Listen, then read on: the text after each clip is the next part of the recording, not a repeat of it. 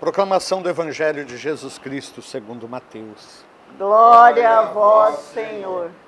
Naquele tempo, Pedro aproximou-se de Jesus e perguntou: Senhor, quantas vezes devo perdoar se meu irmão pecar contra mim? Até 7 vezes? Jesus respondeu: Não te digo até 7 vezes, mas até 70 vezes 7. Porque o reino dos céus é como um rei que resolveu acertar as contas com seus empregados. Quando começou o acerto, trouxeram-lhe um que lhe devia uma enorme fortuna. Como o empregado não tivesse com que pagar, o patrão mandou que fosse vendido como escravo, junto com a mulher e os filhos e tudo que possuía, para que pagasse a dívida. O empregado, porém, caiu aos pés do patrão e, prostrado, suplicava: Dá-me um prazo e eu te pagarei tudo. Diante disso, o patrão teve compaixão, soltou o empregado e perdoou-lhe a dívida. Ao sair dali, aquele empregado encontrou um de seus companheiros que lhe devia apenas 100 moedas. Ele o agarrou e começou a sufocá-lo, dizendo: Paga o que me deves. O companheiro, caindo aos seus pés, suplicava: Dá-me um prazo e eu te pagarei. Mas o empregado não quis saber disso. Saiu e mandou jogá-lo na prisão até que pagasse o que devia. Vendo o que havia acontecido, os outros empregados ficaram muito tristes. Procuraram o patrão e lhe contaram tudo. Então o patrão mandou chamá-lo e lhe disse: Empregado perverso, eu te perdoei toda a tua dívida porque me suplicaste. Não devias tu também ter compaixão do teu companheiro, como eu tive compaixão de ti?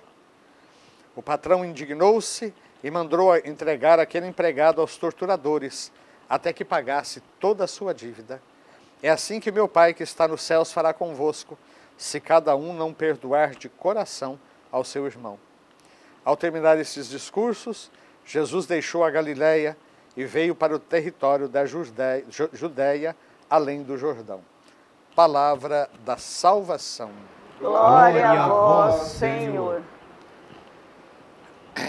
Meus caros irmãos e irmãs, na liturgia de hoje nós temos duas situações bastante diversas. A primeira leitura nos fala dos começos da missão de Josué. Sabemos que Moisés foi chamado por Deus para tirar o povo da escravidão. Então, Moisés foi aquele que liderou o povo na saída do Egito e depois na travessia do Mar Vermelho e o conduziu inicialmente até o Monte Sinai, ou Horebe, como é dito em algumas passagens, e ali Moisés recebe os mandamentos da lei de Deus, e ali Moisés escreve todos os outros, as outras normas que deveriam regular a vida do povo. A uma certa altura, eles partem então do Sinai e vão na direção da terra prometida. Moisés não entra na terra. Do alto do Monte Nebo, ele avista a terra, e aliás, ainda hoje, para quem vai à Terra Santa, é possível subir ao Monte Nebo e de lá, conforme o clima, né, conforme estiver o céu limpo ou sem neblina, é possível avistar realmente grande parte, muitas cidades do próprio Israel. Ali Moisés morre e o comando, a direção do povo é passada para o Josué. E então Josué começa a sua tarefa, repetindo, só que agora às avessas, a grande façanha de Moisés. Ou seja, ele atravessa o rio Jordão, que também tem as suas águas interrompidas, e graças à atuação dos sacerdotes que carregavam consigo a Arca da Aliança. E a partir daí Josué vai conduzir o povo na conquista da terra. De modo que é interessante a gente perceber quando nós vamos abençoar a água do batismo, se menciona o Espírito de Deus que pairava sobre as águas já no momento da criação, se menciona o dilúvio, pelo qual Deus realmente fez uma purificação da humanidade, se menciona a travessia do Mar Vermelho, se menciona a travessia do Jordão, as águas que jorraram do rochedo enquanto o povo caminhava no deserto e, sobretudo, o batismo de Jesus e o sangue e água que jorram de seu lado aberto. Tudo isso faz parte de um único mistério, o mistério pascal do Senhor. Mas voltando especificamente ao Evangelho, o tema central dessa nossa celebração é o perdão. Sabem que errar é humano, né? Perdoar é divino. De fato, eu costumo lembrar ao nosso povo que muitas vezes nós temos algumas frases guardadas na manga, né?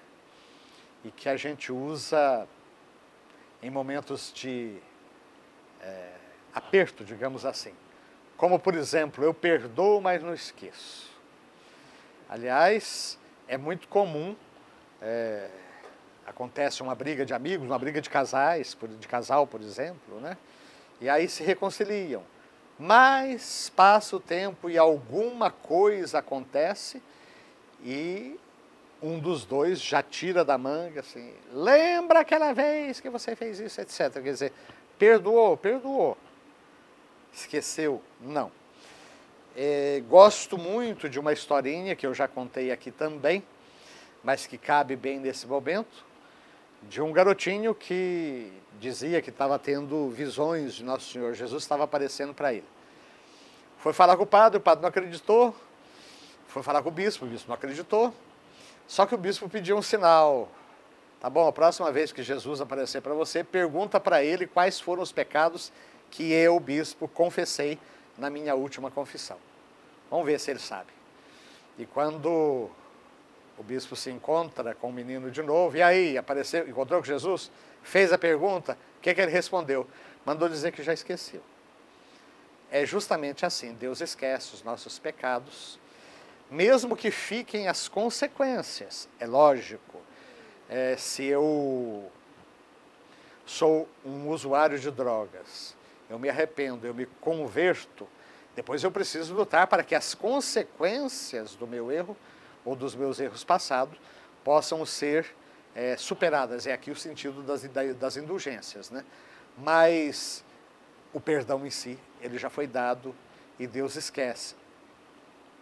Outros dizem, né? Eu dou um boi para não entrar numa briga, mas depois eu dou uma boiada para não sair dela. Acho que todo mundo já ouviu também essa expressão. Quer dizer, tudo fora do contexto evangélico. Até quantas vezes devo perdoar? Até 7 vezes? Não 7 vezes, mas até 70 vezes 7.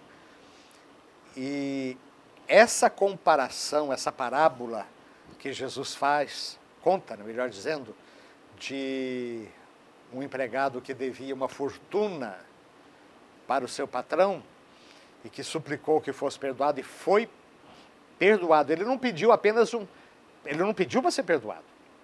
O empregado pediu, dá-me um prazo e eu te pagarei tudo. E o patrão se compadeceu, não só deu o prazo, como perdoou a dívida. Vejam, o patrão foi muito além do que o empregado estava pedindo. Mas aquele empregado não foi capaz de fazer a mesma coisa com o seu companheiro, que lhe devia apenas uma pequena quantia. Aqui fala 100 moedas, não sabemos exatamente o valor, mas apenas 100 moedas significa que era uma quantia pequena.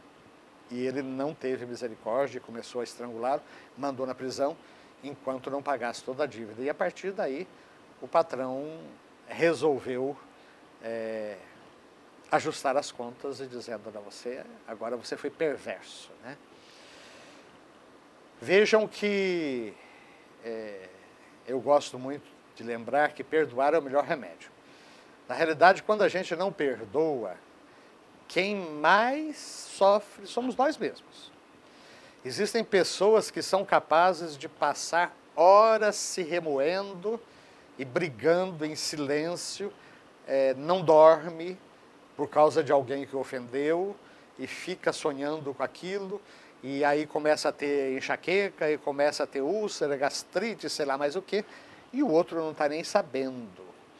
E de repente, quando encontra com a pessoa, bom dia, aí já solta os cachorros, já xinga, e o outro nem está sabendo por quê. Na realidade, quem adquiriu a úlcera, a gastrite, fui eu. Quem teve dor de cabeça fui eu, não foi o outro. O perdão atinge em primeiríssimo lugar a mim mesmo, né? Mas depois cura também os relacionamentos. E é tão importante na vida em família, na vida de casal, é tão importante na vida de comunidade, né? Para irmos concluindo, vejam que o Pai Nosso que a gente reza é muito comprometedor. Porque nós rezamos: perdoai as nossas ofensas, assim como nós perdoamos a quem nos tem ofendido.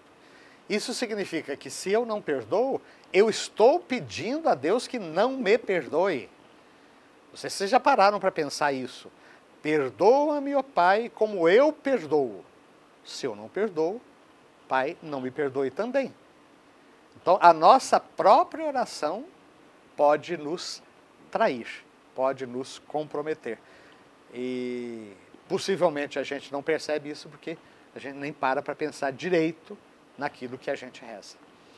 Então, queremos continuar essa nossa Santa Missa reconhecendo, meus queridos, perdoar é muito difícil, é divino.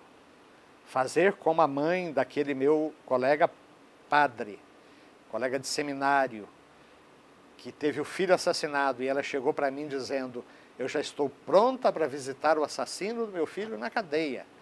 Não significa de forma alguma que ela ia chegar lá para o assassino e dizer: bandidinho do meu coração, que delícia estar aqui com você. Não é isso. O coração da mãe sangra. Mas, em nome de Jesus, ela era capaz de chegar para aquele assassino e dizer: em nome de Jesus eu te perdoo. Em nome de Jesus eu quero que tu tenhas a oportunidade de um encontro com o meu Senhor. Existe uma diferença muito grande entre o amor afetivo e o amor efetivo. Afeição a gente sente por alguém que nos é agradável, que nos faz bem. Agora, o amor efetivo é desejar o bem do outro pelo simples fato dele ser filho, filho de Deus. E lembrando que eu não sou melhor do que ninguém. Eu também sou pecador. Se eu fizer uma análise muito séria, eu vou perceber que eu sou muitas vezes pior do que muitos bandidos que estão por aí. Eu posso não matar, posso não roubar, mas o meu coração não é o coração parecido com o de Jesus. Que o nosso bom Deus nos dê a graça de perdoar, assim como Maria, aos pés da cruz, foi capaz de dizer com o seu filho: Pai, perdoai-lhes, porque eles não sabem o que fazem.